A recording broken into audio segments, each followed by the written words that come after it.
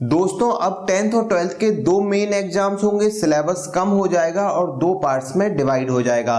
CBSE ने कुछ ऐसी ही बड़ी घोषणाएं की हैं सर्कुलर जारी कर। आज के वीडियो में इस सर्कुलर को हम आसान भाषा में समझने का प्रयास करेंगे, क्योंकि ये सर्कुलर है तो बहुत कॉम्प्लिकेटेड, लेकिन इस सर्कुलर की एक खासियत है कि सीबीएसई ने अभी से ही बच्चों के सामने सारे प्लान रख दिए। प्लान ए, अगर कोरोना बिल्कुल खत्म हो गया और एग्जाम सही तरीके से हो पाए तो क्या होगा। प्लान बी, अगर कोरोना कम रहा और एग्जामिनेशन घर पर से हुए तो क्या होगा। और प्लान सी, मतलब सारे के सारे प्लान सीबीएसई ने क्लियर कर दिए हैं। तो आज के वीडियो में हम हर प्लान के बारे में विस्तार से चर्चा करेंगे। अगर आप इस चैनल से पहली बार जुड़े हो तो इस चैनल को सब्सक्राइब कर बेल आइकन दबाना ना भूलें। सीबीएसई ने सबसे बड़ी घोषणा सिलेबस को लेकर की है। अब 10th और 12th दोनों का सिलेबस कम हो जाएगा। कितना कम हो जाएगा और सिलेबस में क्या होगा, अभी के नोटिफिकेशन में ये क्लियर नहीं है, लेकिन सीबीएसई ने कहा है कि जुलाई के लास्ट तक सब कुछ एकदम क्लियर हो जाएगा। इस नोटिफिकेशन में साथ में बताया गया है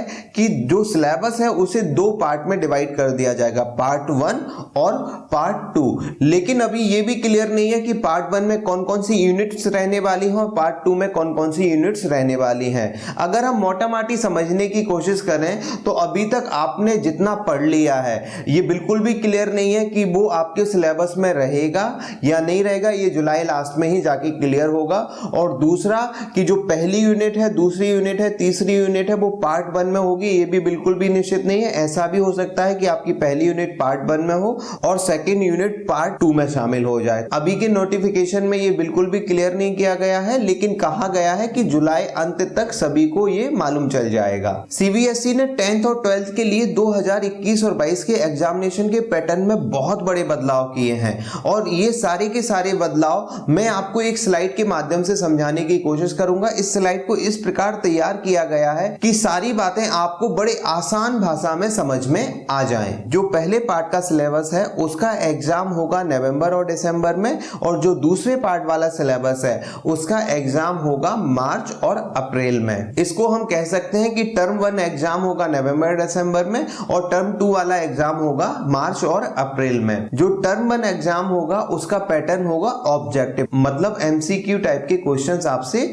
पूछे जाएंगे। एमसीक्यू का मतलब है मल्टी चॉइस क्वेश्चंस, जिसमें आपको 4 ऑप्शन दिए जाएंगे और आपको 4 में से एक ऑप्शन चुनना होगा। लेकिन ये ऑप्शन को सॉल्व करने के लिए आपको ओएमआर शीट भी दी जाएगी। ओएमआर शीट में 4 ऑप्शन होंगे, जिसमें एक ऑप्शन को आपको डार्क करना होगा। ओएमआर शीट का ये फायदा होता है कि इससे रिजल्ट बड़ी जल्दी तैयार हो जाएगा। तो सीबीएसई में सर्कुलर में ये भी बताया है कि टर्म 1 का एग्जाम जिस दिन होगा उसी दिन स्कूल को मार्क्स अपडेट करने हैं सीबीएसई के पोर्टल पर। जो टर्म 1 का एग्जामिनेशन है उसकी ड्यूरेशन रहेगी 90 मिनट। ये एग्जामिनेशन स्कूल में ही कंडक्ट होगा, लेकिन इस एग्जामिनेशन को कंडक्ट करने के लिए सीबीएसई एक एक्सटर्नल एग्जाम ऑफिसर को अपॉइंट करेगा। ये जो एग्जाम ऑफिसर होगा ये आपके स्कूल का नहीं होगा, ये सीबीएसई बाहर से अपॉइंट करेगा। आपका एग्जाम तो आपके स्कूल में होगा, लेकिन ये जो एग्जामिनेशन है ये किसी एक्सटर्नल अथॉरिटी के सुपरविजन में होगा। सीबीएसई ने इस सर्कुलर में ये भी बताया है कि जो पेपर है वो सीबीएसई के द्वारा प्रिपेयर किए जाएंगे और सीबीएसई के द्वारा ही स्कूल्स में सेंड किए जाएंगे। अब यहाँ पर एक बहुत बड़ा प्रश्न आता है कि अगर कोरोना के कारण ये एग्जामिनेशन स्कूल में ऑर्गेनाइज नहीं हो पाए तो फिर क्या होगा। तो सीबीएसई ने अभी से ही प्लान बी क्लियर कर दिया है। अगर कोरोना के कारण ये एग्जामिनेशन स्कूल्स में नहीं हो पाए तो फिर ये एग्जामिनेशन आपके घर से ही कंडक्ट होंगे, लेकिन ये एग्जामिनेशन 100% कंडक्ट कराए जाएंगे। ये सीबीएसई ने अभी से ही क्लियर कर दिया। मतलब नवंबर और दिसंबर वाले जो एग्जामिनेशन है उसके लिए आप अभी से माइंडसेट बना लें कि एग्जामिनेशन होंगे, जरूर होंगे, 100% होंगे। हाँ, ऐसा जरूर हो सकता है कि अगर कोरोना की स्थिति थोड़ी सी कम हुई तो ये एग्जामिनेशन आपके स्कूल में होंगे, अगर कोरोना की स्थिति थोड़ी सी ज्यादा हुई तो ये एग्जामिनेशन आपके घर से ही कंडक्ट होंगे। वीडियो में आगे मैं आपको बताऊंगा कि इस एग्जामिनेशन का जो फाइनल रिजल्ट होगा उसमें कितना वेटेज होगा। लेकिन हम पहले समझ लेते हैं टर्म 2 के एग्जामिनेशन के पैटर्न के बारे में। टर्म 2 के एग्जामिनेशन में केवल पार्ट 2 वाला ही सिलेबस पूछा जाएगा, इसमें पार्ट 1 वाले सिलेबस से कुछ नहीं पूछा जाएगा। टर्म 2 का जो एग्जाम प्रोसेस होगा वो सब्जेक्टिव होगा, मतलब जैसे टर्म 1 में ऑब्जेक्टिव था वैसा नहीं होगा, ये सब्जेक्टिव होगा। लॉन्ग क्वेश्चन, शॉर्ट क्वेश्चन, जैसे बोर्ड एग्जाम पहले होता रहा है उसी तरह से ये वाला एग्जाम होगा। लेकिन इसकी ड्यूरेशन बोर्ड एग्जामिनेशन की अपेक्षा कम होगी। बोर्ड एग्जामिनेशन 3 घंटे के होते थे, लेकिन ये वाला एग्जामिनेशन 2 घंटे का ही होगा। टर्म 2 के एग्जामिनेशन में एग्जाम सेंटर आपके स्कूल में नहीं होगा, ये दूसरे स्कूल में होगा, जैसे पहले बोर्ड के एग्जाम्स में होता रहा है। यहाँ पर भी सीबीएसई ने क्लियर किया है कि अगर कोरोना के कारण ऐसी स्थिति आती है कि ये एग्जामिनेशन एग्जाम सेंटर में कंडक्ट नहीं हो पाए, तो फिर सीबीएसई ने यहाँ पर भी प्लान बी बनाया हुआ है कि अगर कोरोना के कारण कोई ज्यादा स्थिति खराब हुई तो फिर ये एग्जामिनेशन आपके घर से ही कंडक्ट होंगे। लेकिन फिर इस एग्जामिनेशन का पैटर्न टर्म 1 के एग्जामिनेशन के जैसा हो जाएगा, मतलब ड्यूरेशन 90 मिनट्स और सब्जेक्टिव की जगह ये एग्जामिनेशन ऑब्जेक्टिव टाइप का हो जाएगा। दोस्तों अब हम डिस्कस करेंगे कि फाइनल रिजल्ट कैसे तैयार होगा, उसमें टर्म 1 का वेटेज क्या होगा, टर्म 2 का वेटेज क्या होगा, आपके प्रैक्टिकल्स, प्रोजेक्ट्स, असाइनमेंट और पीरियोडिक टेस्ट का कितना महत्व फाइनल मार्कशीट में होने वाला है। इसको हम एक स्लाइड से समझने का प्रयास करते हैं। यहाँ पर ग्रीन कलर का जो बॉक्स है वो ये इंडिकेशन है कि कोरोना खत्म हो गया और आपके एग्जाम स्कूल या एग्जामिनेशन सेंटर पे हुए हैं। अगर ऐसा हुआ है तो फिर टर्म 1 और टर्म 2 के वेटेज कितना रहने वाला है, और कोरोना के कारण अगर कुछ अलग हुआ तो फिर कितना वेटेज होने वाला है, वो हम एक स्लाइड से समझने का प्रयास करते हैं। कंडीशन 1, अगर दोनों ही एग्जामिनेशन आपके स्कूल्स में हुए, मतलब स्कूल सेंटर पर और बोर्ड के डिसाइडेड एग्जामिनेशन सेंटर पे हुए, तो सीबीएसई ने बताया है कि जो फाइनल मार्कशीट तैयार होगी उसमें टर्म 1 और टर्म 2 का वेटेज इक्वल होगा।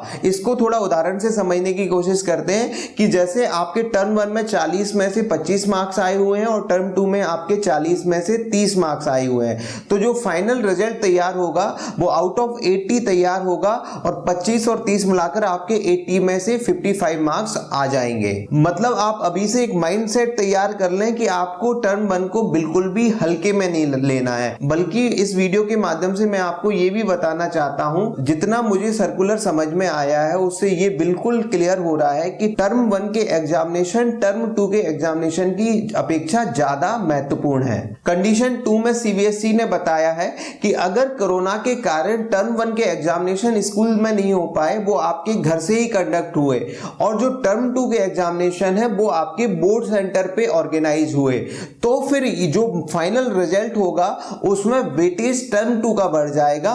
लेकिन कितना, ये अभी सीबीएसई ने क्लियर नहीं किया है। सीबीएसई ने कंडीशन 3 में बताया है कि यदि टर्म 1 का एग्जामिनेशन स्कूल में कंडक्ट हो जाता है और टर्म 2 का एग्जामिनेशन सेंटर पे नहीं हो पाता, वो आप घर से ही कंडक्ट करते हैं, तो फिर जो फाइनल रिजल्ट शीट होगी उसमें टर्म 1 के मार्क्स का वेटेज थोड़ा सा बढ़ जाएगा। लेकिन कितना बढ़ेगा सीबीएसई ने अभी ये भी क्लियर नहीं किया है। सीबीएसई ने अपने सर्कुलर में कंडीशन 4 के बारे में भी एक्सप्लेन किया है। इसके अनुसार यदि कोरोना के कारण टर्म 1 के एग्जामिनेशन भी घर से ही कंडक्ट होते हैं और टर्म 2 के एग्जामिनेशन भी घर से ही कंडक्ट होते हैं, तो फिर से दोनों ही एग्जामिनेशन का वेटेज इक्वल होगा। सीबीएसई ने अपने सर्कुलर में क्लियर किया कि जो पीरियोडिक टेस्ट हैं, मंथली टेस्ट हैं, या फिर आपके जो प्रैक्टिकल्स हैं, या फिर जो आपके प्रोजेक्ट्स हैं, या फिर जो आपके असाइनमेंट्स हैं, उनका महत्व वैसा ही रहने वाला है जैसे पिछले सालों में रहा है। मतलब वो फाइनल रिजल्ट में उतना ही वेटेज रखेंगे जितना पिछले सालों में वो रखते हुए आए हैं। दोस्तों अगर सीबीएसई में बताई गई सर्कुलर की बातें आपको इस वीडियो के माध्यम से समझ में आ गई हों, तो इस वीडियो को अपने साथियों के साथ जरूर शेयर करें और इस चैनल को सब्सक्राइब कर बेल आइकन दबाना ना भूलें।